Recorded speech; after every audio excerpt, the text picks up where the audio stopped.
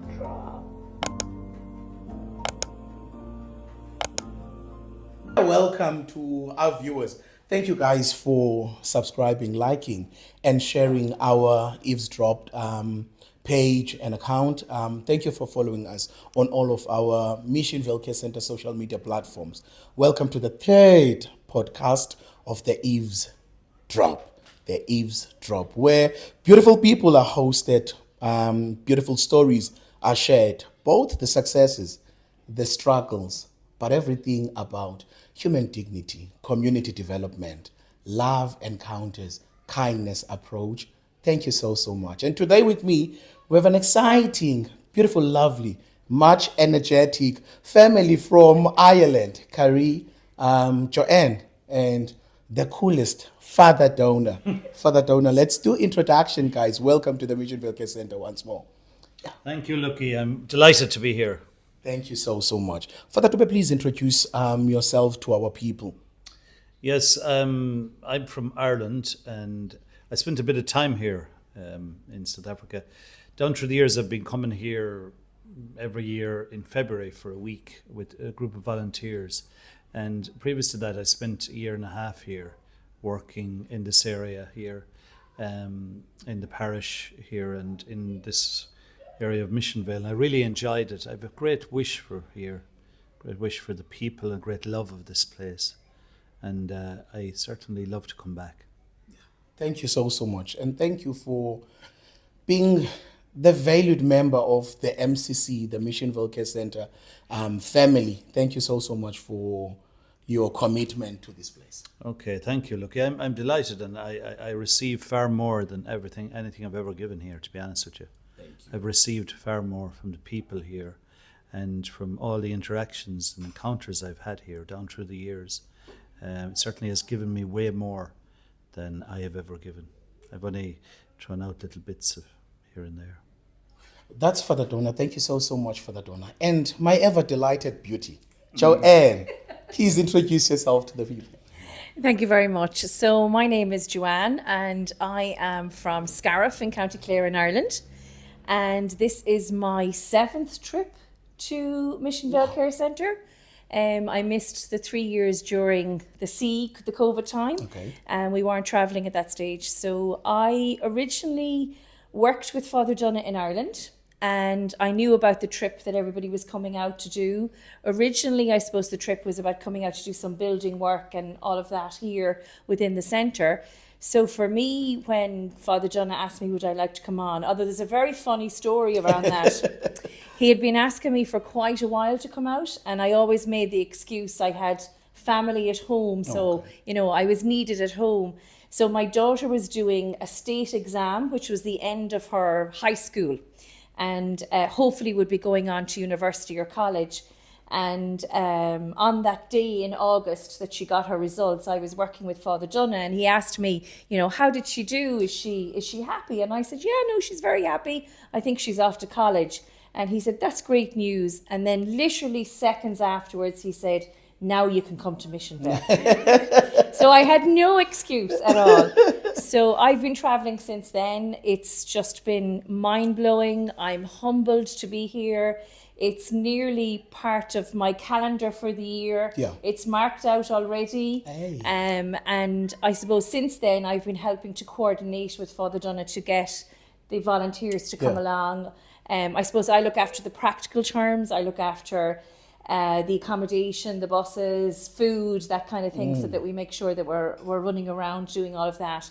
While Father Donagh would be more about the other side, dealing with the schools and looking at the volunteers coming along. So it's a fantastic experience. I think it's worthwhile for anybody to think about doing it over a period of time. Yeah. Even, say, right, I'll pick a time and I say I have to do this. I think it is very important to do it. I think, as Father Donagh said, I think you actually receive so much more. For me, it's a grounding for me when I come home.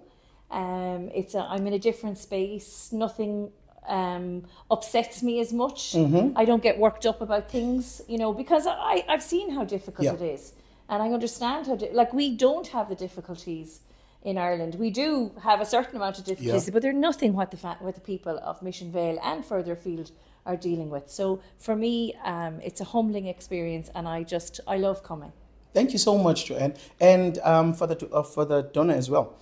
Should you guys ever consider staying here permanently, I do want to say, out of humility, because I love you guys so much and we love you guys so much, we do have informal settlements here that you guys can invade. We'll build you a shack. Then you guys can build permanent residency. You don't have to leave. I would only love it. Yes. Awesome. Would love it. Project for next year for the Missionvale Care Center. We stay longer. Exactly. And the beautiful Carrie, please introduce yourself, ma'am. Hello, I'm Karine. I'm from a little small place in County Clare, Clare. I'm a very proud Clare woman. I suppose I first noticed the interest to go to Missionvale when Father Donna came around to our school, and straight away I just was so inspired, and that was something I really wanted to do. I applied last year because I knew that this was something that was going to shape my kind of character. Yeah. And so I didn't get it last year, and I thought, right, no, I'm going to give it a go again next year. So I applied again this year. I did the interview and I thought, oh my goodness, this didn't go well. Anyway, for some reason, I was told that I was lucky enough to be picked, and it really it was amazing. And I'm so glad I came here, because it's even the welcome, I was crying, because it's just so amazing. It's the remarkable people here have such an impact on how you feel. As soon as I got off the bus, I was like, wow, it's amazing. And then they the way they rejoice and every morning for the devotions, it's just incredible. They're honestly, I would say, I wasn't lucky enough to meet Sister Ethel, but they're really doing her proud, I feel. Lovely, thank you so much. And one of the things for the donor that we pride ourselves in during our devotions, during weekdays here at the center, is how we would dance together, how we would celebrate God, celebrate the togetherness in there. And Karine, yesterday I saw that you've got quite some commendable South African dance moves. I don't know about that. Look, we've got videos and pictures to prove it. I can show them to you. Oh, no, I'm okay. Thank you. And thank you so much. Thank you so much for applying and coming here.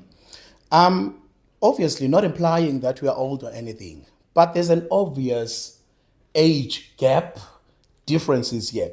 And I love how we are set up today, so that we can inspire what Sister Ethel started and initiated in South Africa, specifically here in Missionvale, and pass on the responsibility of creating people that are not only philanthropists, but people that will care, people that will love, the responsibility for community development, the responsibility to love one another and teach people to love themselves.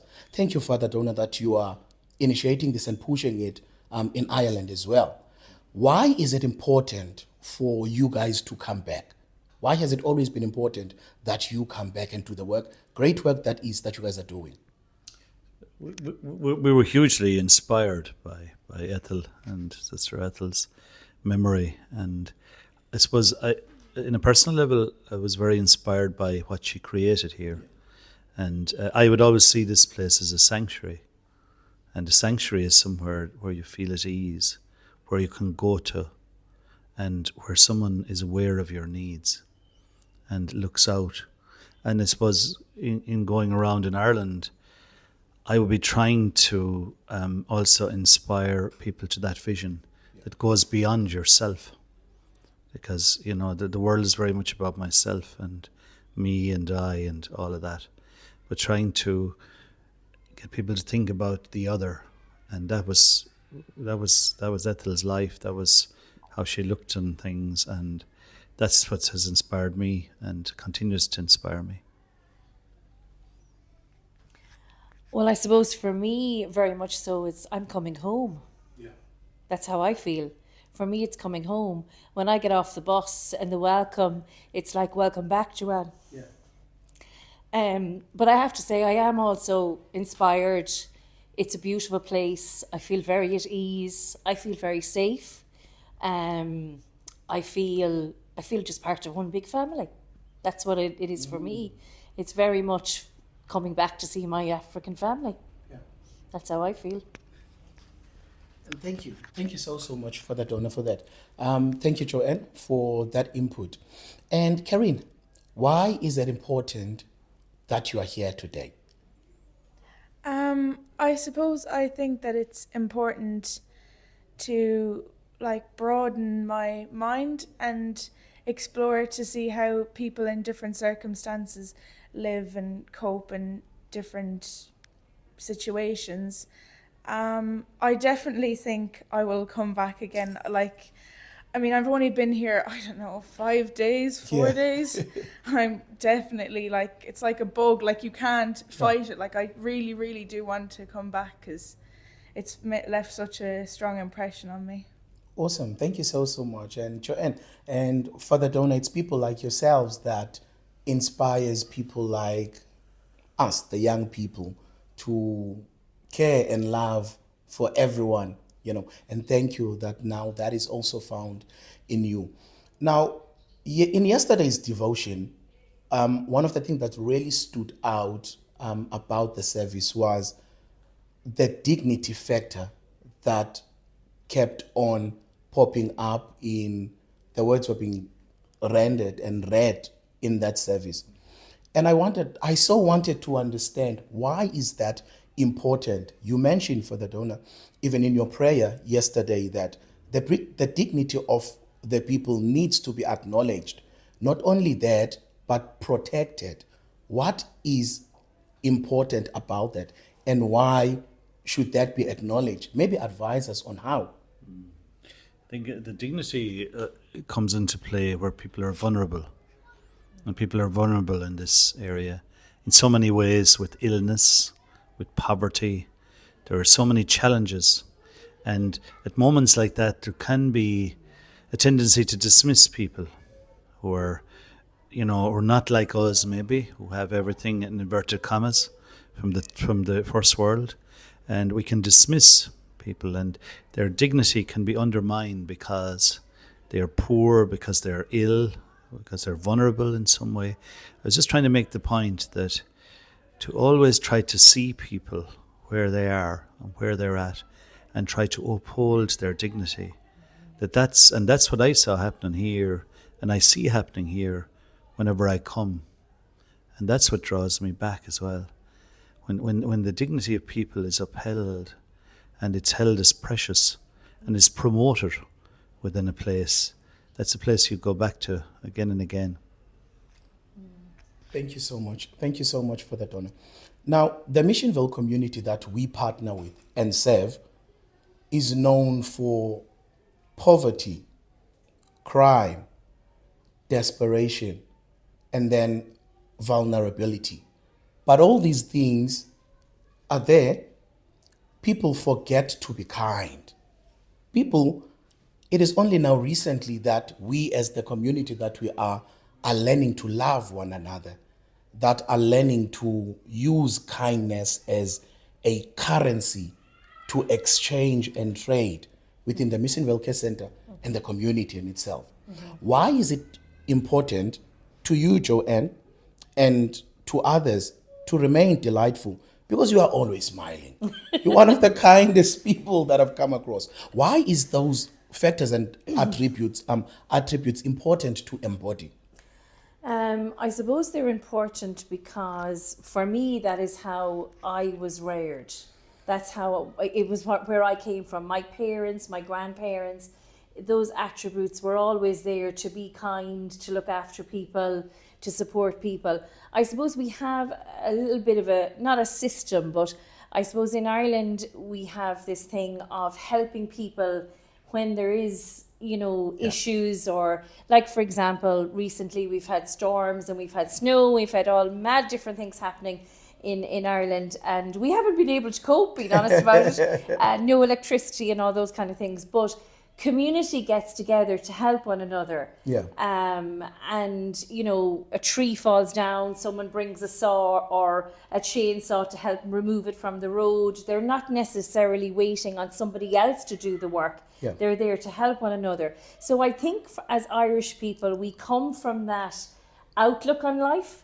And it's important that then we share that wherever we go, wherever part of the world we visit, whether it is Missionvale or it's anywhere in the world. It's always good to have that Irish love comes from somewhere, so it does. I suppose, you know, we still live in the first world and we still have attributes where we can judge people and we can be dismissive and we can be unkind. But I think like that, you have such an outlook here of courageous and brave people. And it's very hard not to be kind. It's, you know, it's so easy to be kind because you're with people that are brave every single day. Yeah. They're courageous every single day. I wish I had even an ounce of some of the courage some people have here. So for me, that's where I feel the attributes are here. It's just maybe tapping into it a little bit more. I think people know they have it. They are brave, they are courageous, and they can help one another much more too as well. So that's where... No doubt that the viewership is growing after this one, after this third episode. Please do like, subscribe, and share our videos. Now, Karen, let's talk about the expectations that you had before the visit, and whether or not we have been able, as the Missionvale community, to meet those expectations. What were the expectations, and have you found that have those expectations been met? Oh, absolutely. Like, you fulfilled my expectations so much.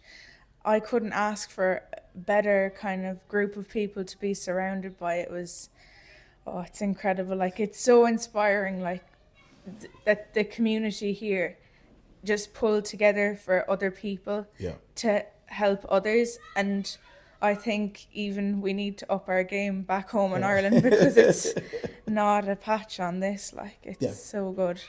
Thank you so much. I'm glad. I'm excited with doing the work.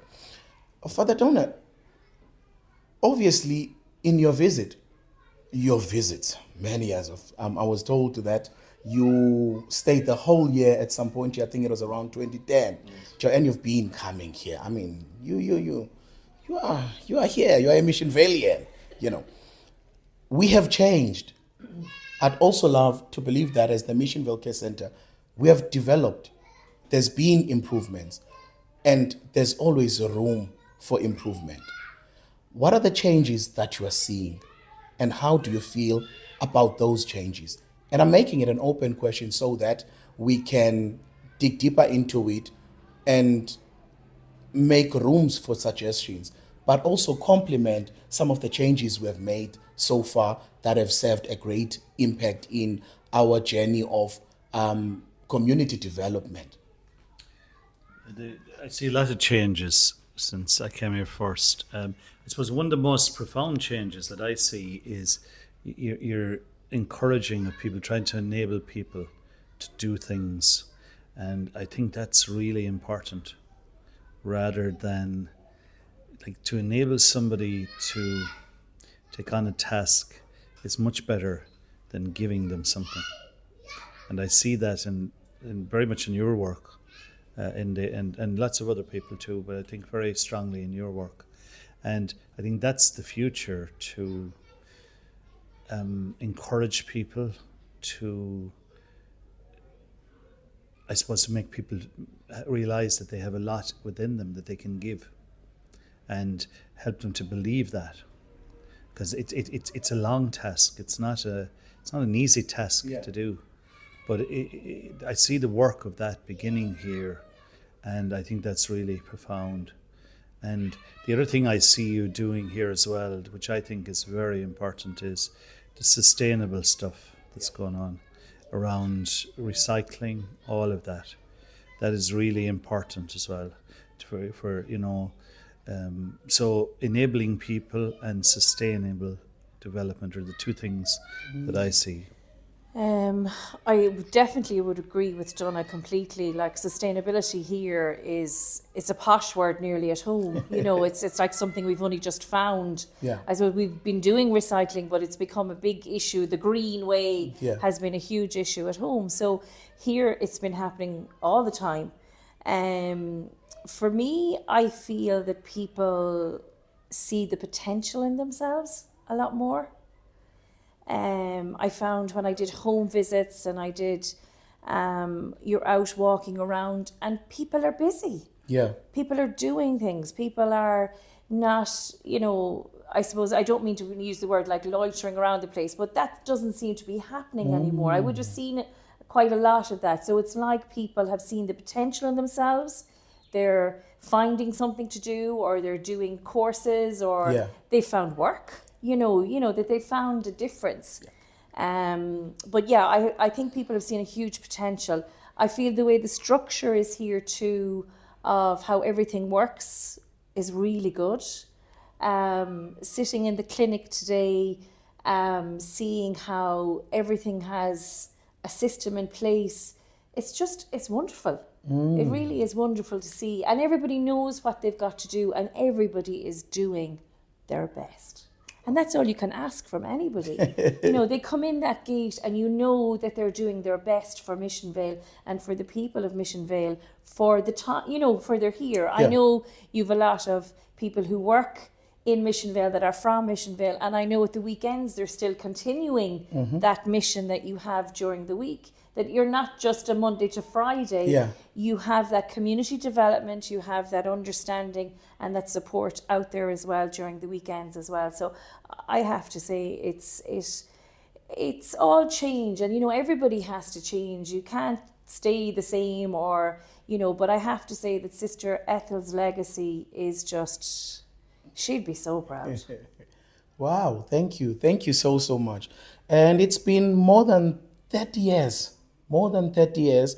And before we wrap it up, just two questions. First one, Carrie, goes to you, is why is it important at such a young age that we familiarize ourselves with people that have modeled love, generosity, kindness, community development, but moreover, the betterment of the other people? Why is it important? Because young people here in South Africa would find it so uncool to do the work that we do.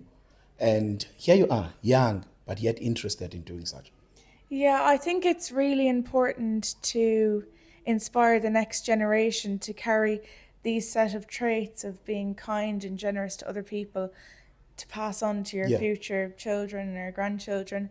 So it spreads awareness and kindness around the world to make it a better place, hopefully. So, yeah. Oh, thank you. Thank you so much. And that's true. And it leads us to my final question. And for the donor, I looked you up on the internet. I had to look for the donor up on the internet, trying to do my research here. And one of the speeches that I got, very inspirational. And in this column, it's written, and this you said, I think it was in 1996, that transition is a process that can never be pushed or fastened. We cannot make it fast, but transition needs to take place. However, change and transition, as a slow process and a movement that it is, it's challenging to people. It's as though you are taking something of value, pushing people out of their comfort zone.